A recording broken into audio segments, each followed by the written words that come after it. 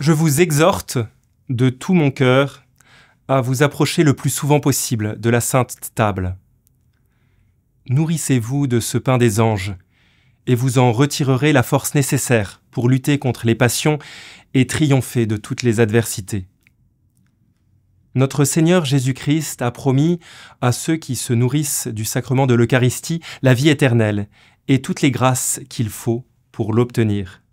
Dans l'Eucharistie, Pier Giorgio reçoit le corps et le sang du Christ qui a donné sa vie pour nous.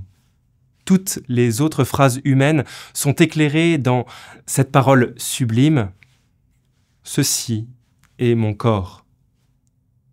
Phrase si simple, et qui pourtant contient toute la bonté du Dieu incarné, d'un Dieu qui laisse son corps humilié exposé sur la croix, d'un Dieu qui nous relève en son corps ressuscité.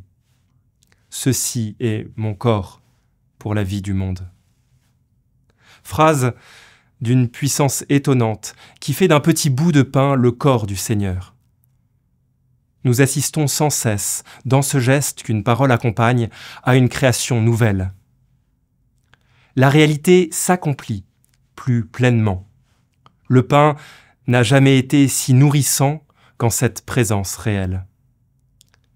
Par les paroles de la consécration, cette nourriture, si spécifiquement humaine, devient le pain des anges, aliment hautement spirituel.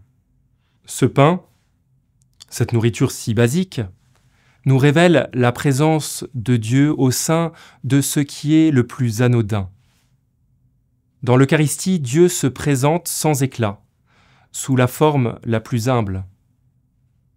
Il était sans apparence ni beauté pour attirer nos regards. Son aspect n'avait rien pour nous plaire.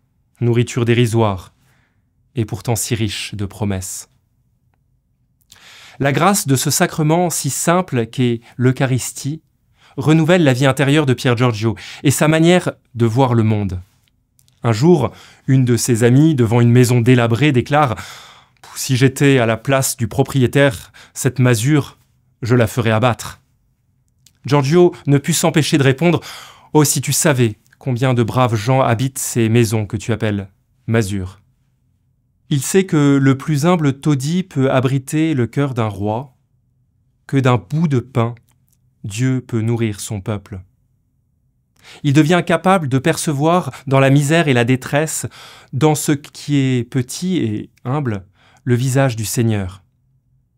Jésus me rend visite chaque jour par la communion, et moi, je la lui rends bien modestement en visitant ces pauvres. Pour nous, une invitation.